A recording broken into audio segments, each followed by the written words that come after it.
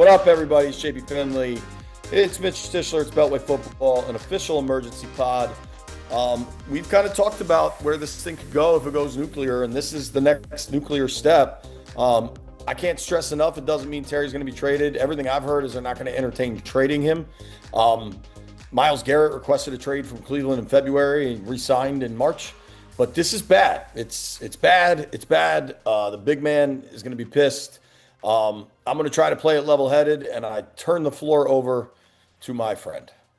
Yeah, honestly, I'm not. Maybe I'm not pissed. I'm disappointed. I'm upset. I'm frustrated that it's gotten to here. When we had the emotional pod with him holding out, this is what my fears were. Things were going to start going in this direction. And listen, we can talk about leverage. We can talk about agent, team, all these different things. At the end of the day, you're starting to trend dangerously close to a situation where even if Terry ends up staying here, that he's not a happy player, and we've seen unhappy players and what that means. All that being said, if a deal doesn't get done and they end up going the nuclear option and making him play out the last year of his contract, Terry's going to have to come and ball out if he wants to get a big time contract next year when he goes for it. But it's disappointing that it's gotten to this point. This is the first Commanders team in a very long time that has very high expectations for the season, and maybe Jaden Daniels is good enough to alleviate those without a number one receiver. Obviously Debo counts, but without Terry being there. But they're obviously a much better team with him. Yeah, I mean, there's a zillion things, right? There's the emotional reaction of, holy this sucks. Terry McLaurin has been what it means to be a Redskin football teamer, commander, Yeah. period. Terry McLaurin's been great on and off the field. True warrior, plays through pain. Like, the emotional reaction is, holy this sucks.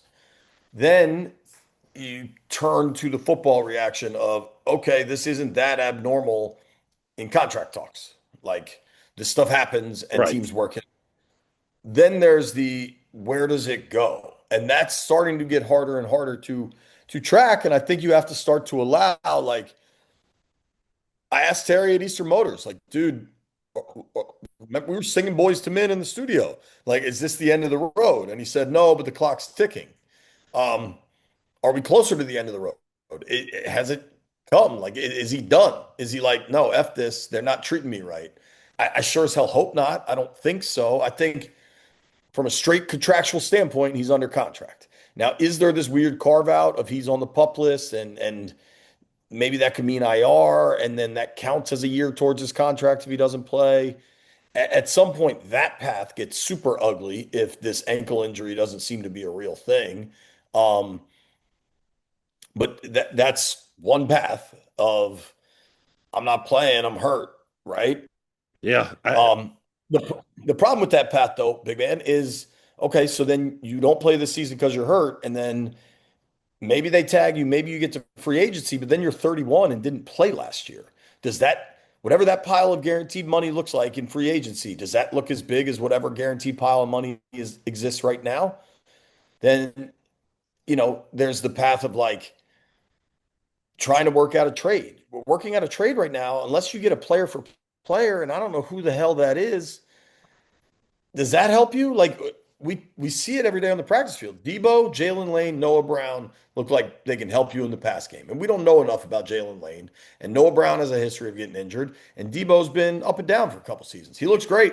He looks great. But is that enough? And then there's also the team could just say, hey, play this deal and we're going to tag you. And you're not going to see free agency until you're 32. Is that really how you want to operate? Like, the McLaurin camp, and I'm not saying without reason to, but they have now taken this the hard route, right? They've gone down the Lamar, Myles Garrett, Ayuk route. And he's done it in, I'd say, a classier manner than like an Ayuk has, but this is still the road they're on. Yeah. And it can be a road to nowhere, certainly. I mean, classy or not, it doesn't matter because this is where we're at. And it's basically his second to last card because his last card is going the IR injured, can't play route if that happens. But clearly there is a lot of frustration on Terry's side, and there have been some odd moments at camp this week with Terry coming out and signing autographs, and it was really cool for the fans to get to see him. And but if the frustration was building to this point where he was going to request a trade and wants to get out of here, that makes that whole situation shine in a different kind of weird light there. I think Terry and his agent right now are trying to exercise what little leverage they have and try and get the Commanders to either come up or come back to the table, whatever it may be. I know there's a lot of angst out there about Terry's agent is screwing this up and pointing him in the wrong direction and all these different things. I'm not saying I know their relationship. I'm not saying I know what their discussions are like. They've been out on the field talking every day. It's not like we can hear them or know what's being said. An agent's job is to do what his player wants, right? Like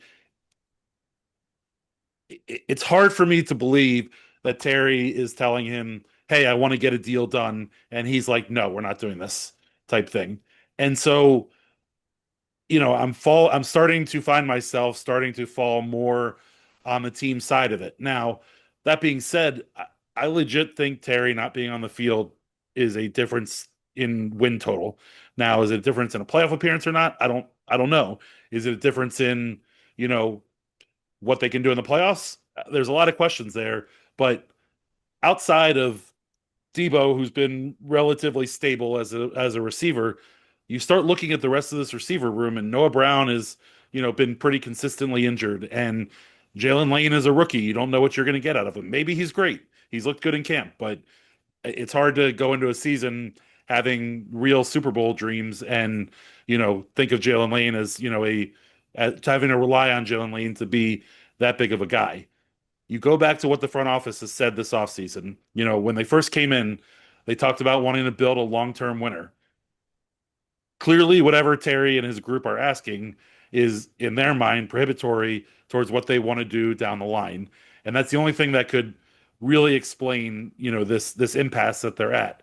Because if it's just about if Terry's willing to sign a 1 year deal, you give him whatever the number is. He's under contract. He's under, They're but not I'm talking about. saying you guarantee more money, whatever, you make something, you could do something to alleviate this if it was a 1 year deal. But clearly, this is the last big contract Terry's signing. There's enough questions now at him being 30. When he goes to 31, there will only be more questions. This is a downright ugly situation, and it's not worst case scenario yet, but it's certainly trending in that direction, and I hate every bit of it. Totally. Like the emotional side of it is awful. McLaurin deserves what he wants. The team has a responsibility to do what they think is right. They weren't there for the bulk of the terribleness. They were only there for the good stuff. And maybe somewhere in the team's eyes, they're like, yo, it got good because we got here. You sure you don't want to be a part of this? They drafted Jaden. They put the team together. They coached them up.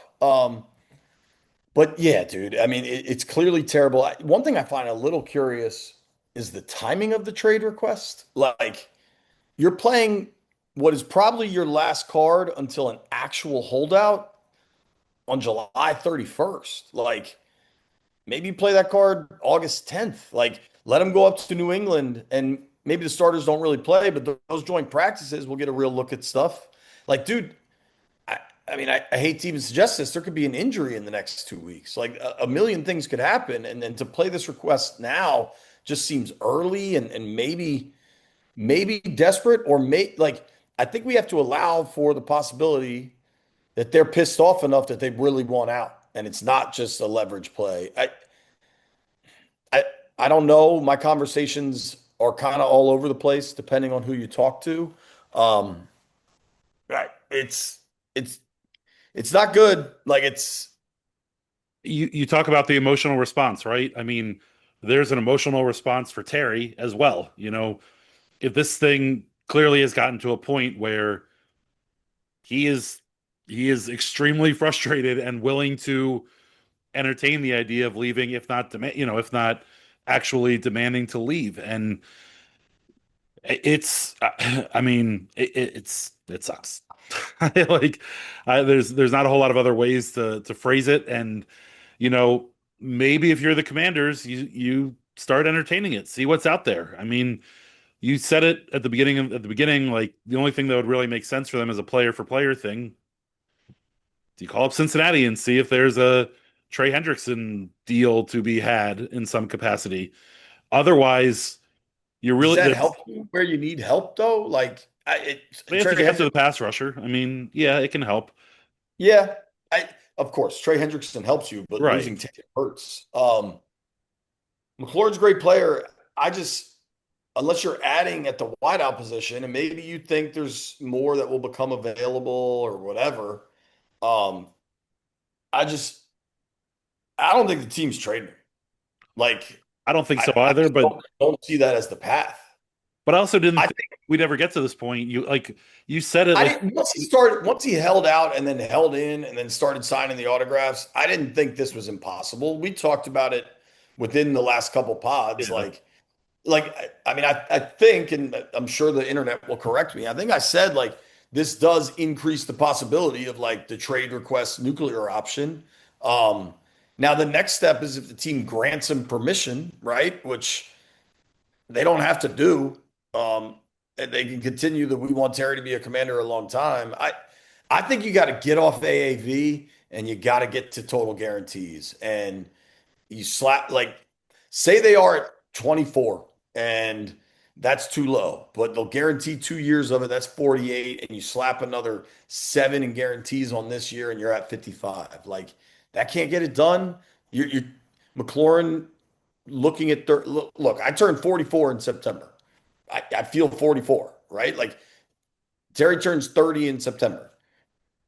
Those are undeniable facts. Like if you are 30, if you're about to turn 30 and you know there's $53 million on the table, $56 million on the table that will be in your bank account no matter what happens, I just feel like that gets really hard to turn down.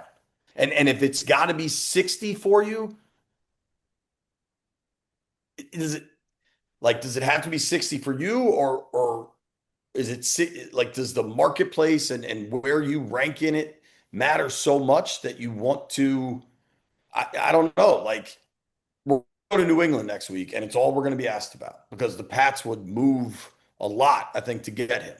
But like, do you want to go to New England where you finally had playoff success and maybe you get some more and maybe New England could be good? I still think Drake May could be a good player, but I yeah. don't know, man. The thing I is, don't know what the answer is. he's got the 15 mil this year. If if the team is playing hardball and they tag him next year, you're looking at like 33 to 37 mil or whatever that number is. You're looking at basically 50 million over the next 2 years anyway for him. So like, I'm sure he wants more than that. I don't know. It's Well, and I want to be clear because I think just, everybody's starting to blame yeah, his agent. yeah, that's what I was trying to get to. Like, His agent's using the agent playbook, like holding out, going in, signing the autographs. I think day one of coming out and signing the autographs, I think there was a real element of chicken soup for Terry's soul of like, hey, letting the fans know I love you and I'm here for you. But doing it day after day after day, to me, like, let's be real, dude. Terry probably wouldn't have signed every day if he was practicing. Maybe because maybe there's only 6 fan days, so they would lock in and yeah, sign on those. But like, not for as long as he's been coming out and for 20, 30 minutes, 40 minutes signing every autograph in the kids section and whatnot over there. and dude, maybe he would have anyway. Terry's always been good about that You're right. stuff. Yeah. I wouldn't have been shocked if he stayed working on routes or jugs machine or talked to his wife or you know what I mean? Like to me, the optics became apparent that it was like optics. I like doing it today, like just day after day after day. Also, one thing I know is Terry wouldn't have talked to the media every day. He would have been polite and we would have shot the as he's walking on and off the field, but we wouldn't have had like Terry on camera saying something every day. Right. And maybe that's like PR can't really run everything that's going on, but like I don't know, man. It's You, do you think he'll hold out? I, Do you think that they'll try this I'm injured angle? yes. I mean, I don't know, but it certainly seems that way. And going back to what we were talking about when, I was super upset about it is like that's kind of where I think this thing is headed, and he's Are got to you not as play. upset now? I, like when you were a kid and like your parents would get mad at you and that was like one thing, but then when they said they were disappointed in you, it was much worse.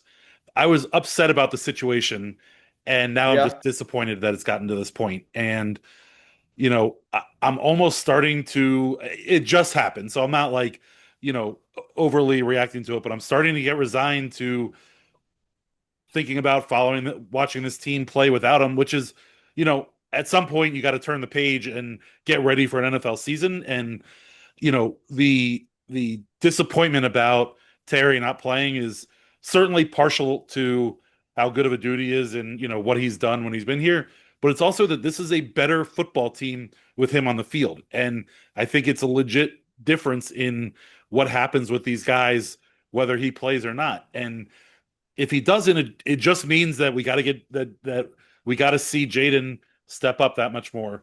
You have to see, you know, Jalen Lane step up that much more. And it's not that it's an impossible thing to cover because certainly, his production can be potentially replaceable. It just makes it that much more difficult to get to where you want to go without him there. Agree with that. Agree with that. I don't know. I feel like we're just going in circles Yeah, because the thing it's is, obviously a place. right. We talked about how good it was, how nice it was that this wasn't being negotiated in the media and all those different things. And for the most part, it's been that way. You had Schefter come out and kind of give his opinion on what was happening. He didn't necessarily report on it. This was what day was that? Saturday when ESPN and NFL Network were there. And then you I had think that Terry who was was this week. It yeah, doesn't maybe it matter, was. but I think it was during the week because it was on McAfee, but that's irrelevant. Oh yeah, okay. So maybe it was Monday, but either way, Terry coming out and doing the autograph signing and sitting there talking to his agent and stuff like that was what is and was it was cool. Like you said, it was cool the first day, but it was probably a PR play after that. And I think I thought at the last impasse when he held out, that was when you can kind of start putting everything on the table. And we're now, you know, halfway to either holding out or being traded or not being on this team, period. And it's that much closer. The alarm scale doesn't even register for me now because it's just it's a frustrating situation that the team and Terry have put themselves in.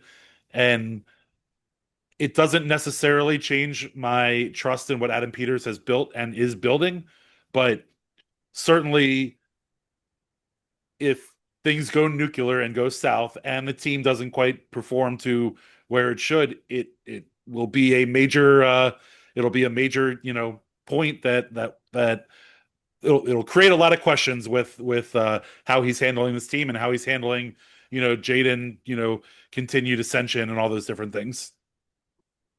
So, do you think I'm crazy that I'm now? I think I was at a 13 with the holdout, and then with the hold in, and I wasn't convinced it really mattered much, right? Like I kind of said, like this is hardly a big step. I'm still only at like, not that this isn't high, but as high as I can go is like 20 out of 25. I kind of want to say 18 out of 25. Like my bigger concern now becomes, can like the relationships be repaired? And I think one thing that's really important is that it's not relationships with the players, and I don't even think it's relationships with the coaching staff. Right. But like we see it, AP walks out there every day. Like practice in November. Peters walks out there. He's in the building. He's seeing these guys like Newmark, Sosna, like all the people involved in this. Like they're around, and like I think that you start to wonder if that stuff takes too much of a hit, and what kind of impact that makes. You know what I mean? Yeah. And I don't know those answers. I know lots of teams deal like it sure seemed to be okay with Lamar in Baltimore. Like that thing went super nuclear, and He came back and won an MVP and arguably should have won one last year. And their problems in the playoffs, I don't think are impacted by Lamar's contract holdout. And I mean, look at T. Higgins earlier this year, re-signs with Cincy. Ayuk, I, Ayuk did, I think, like the most. I think Ayuk handled his stuff in the most immature fashion possible, and he came back. Granted, he got hurt. Debo did Uh, it what 2 years, 3 years, 2 years ago, also in San Fran. I mean, just because he requested a trade doesn't mean one's necessarily going to get done. But I mean, I'm at 25 out of 25 because the next step is either him holding out during the season, or it's either he's playing for the team or he's not. Whether he gets traded or holds out, or he decides to come back. I don't think there's really anywhere further for this thing to go. We're at the, to me, pretty much the final step before a decision is made, whether it's by Terry or by the team, about what his future looks like. So it's hard to understate how far south things have gone in a seemingly short period of time. yeah, I don't know how much further south today is than it was a week ago. It's just way more public. I don't think he's getting traded. Like the odds of him getting traded to me are still pretty slim. The organization, you reach out, like, sources with close to the organization Right. are telling me no chance. And I think they still hold the cards. There is this like weird play the injury out, but that gets super ugly because Then you get the PA involved they in can the appeal to the league. PA, Yeah. like there's doctors and conditioning tests like that. That seemed that if we get that far, the alarm scale's broken. Yeah. Um, and I apologize that I'm cursing, but this is kind of a curse-worthy pod. Um, We saw it. I don't even want to go there. We saw it all day today in baseball and yesterday. Players, at the trade deadline. I think the Yankees and Rays had a dude traded mid-game, and he just walked across the field. Can you imagine? yeah, And you're up in, the O's and the Blue Jays had a trade maybe earlier in yeah, the week in during a between doubleheader. in between the games.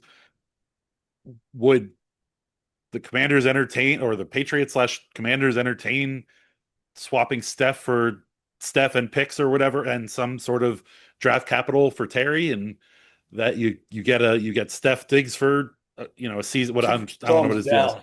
and absolutely don't want that. But like, you need help at receiver. If Terry walks, you need help at receiver. Yeah, I don't think so. To summarize my thoughts, this sucks. Period. To the people that say it never should have gotten to this, I don't think you're wrong. I do think where it was in the process, I think Adam Peters started things off too low and pissed them off, right? I think the organization bears some brunt of this. I think it's as we get further along, I think Cortland Sutton last week in the Broncos deal really screwed Terry. But Yep. I think DK Metcalf and the Steelers deal really screwed the talks because I don't think there's any debate Terry's better than Sutton, and they're about the same age, which complicates things. But that's way lower than Terry wants. And I don't think there's much debate that Terry's better than DK, but he's younger and more athletic and does a lot of different things, right? He presents a different challenge to D coordinators. Yeah. The problem is when Pittsburgh trades for DK, they're over a barrel already to get the deal done he wants. Washington's not over a barrel. And maybe some would argue they are. Maybe some would argue the trade request puts them over the barrel.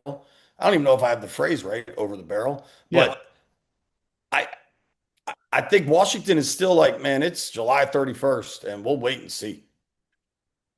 It's funny Like because eventually they're gonna be like, yo, here's a briefcase with 53, 54, 56, $51 million in it. You really don't want to play this? You want right. to try this IR game and then go to free agency as a 31-year-old? Like, okay. You know It's what I funny mean? because you think about when when the Redskins under Snyder would screw up the markets with the Albert Haynesworth or some of the other deals that they would sign, how that affected other teams.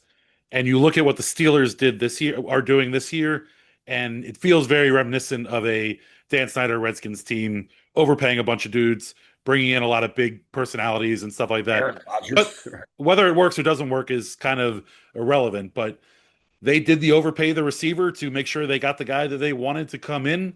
And now the Commanders, the Burgundy and Gold, are on the other side of that, trying to react to another team overpaying a dude. And I don't know, I agree with you. Today's whatever, July 31st.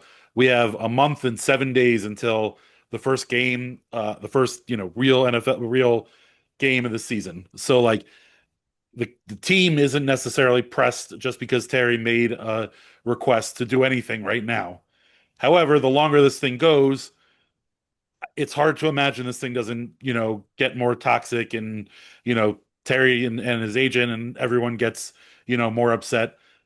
I think that Terry and his agent got dug in at a certain number and a certain level based on, like you said, the DK. And I think the team is looking at that Cortland Sutton deal or, some of the other deals that are out there. And those two deals are pretty far apart from each other. And if that's where the two sides are trying to start at, and it's not even start now, but where the two sides are locked in at this point, it's a tough bridge to what is it? Bridge to span, bridge to build. Sure. Yeah, whatever. Rossini tweeted this from a successful GM in the NFL. Washington is too late. Could have avoided game of chicken now. Either tell him you're not trading him or figure it out. This is getting close to the Reddick situation. That is the worst possibility. The best possibility is within 2 weeks they figure something out. Um, I do wonder. He's not going to say it publicly, and he talked today, and I can't imagine they did this on purpose. But Jaden talked today, so we probably won't hear from him again until like leading up to the Bengals game, is my guess. And that might be just a production meeting with ESPN. Like, I do wonder what, if any, cards Jaden holds in this. And I do wonder what, if any, cards Jaden would play, even privately. Um, because if we notice Jaden throwing, a nice in route 25-yard pass that's low where the defender can't get to it, and it's just not getting caught by a lot of these guys. Like, if we notice it, Jaden's noticing it. And at some You point don't he think wants. Cliff Kingsbury notices it too, and Dan Quinn? I Sure. mean, the Yeah, but football those dudes, guys, but they're on the right? like I they're know. management and labor, right? And whether Cliff and DQ want to identify in a world where we identify as things, whether those guys want to identify as management in this moment, they are. Like Jaden isn't. Jaden is labor, and he is by far the most powerful laborer in Ashburn, Virginia. I don't think he's going to. I don't think at all publicly he will get involved. But you do wonder if at some point they take his temperature on things. I mean, I guess you have to almost revisit, not having ownership get involved. Do you want Jaden to get involved? I don't I'm know not that I saying. want. What I'm if not they saying he ask? will. What? Like I'm saying, what if there's a conversation? Yeah, I guess if Like, they, yeah. I mean, I guess well, and dude, the other this thing thing with is ownership, messy. I don't know that I want any other hands, yeah. making things messier. And I'm not saying that Jaden would or wouldn't.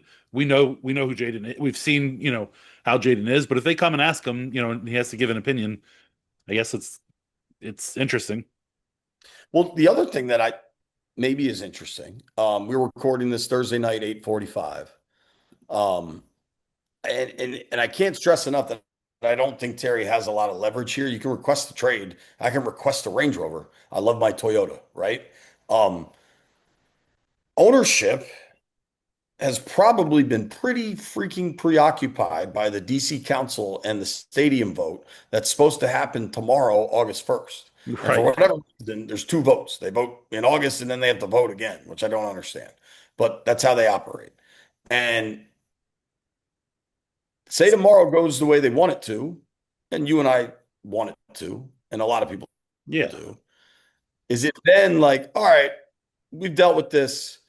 Hey, AP, let's have a meeting and get me up to speed on where we are. And maybe there's a difference to me in the getting involved in the way Dan did of like picking favorites and making sure guys get taken care of versus like Where are we?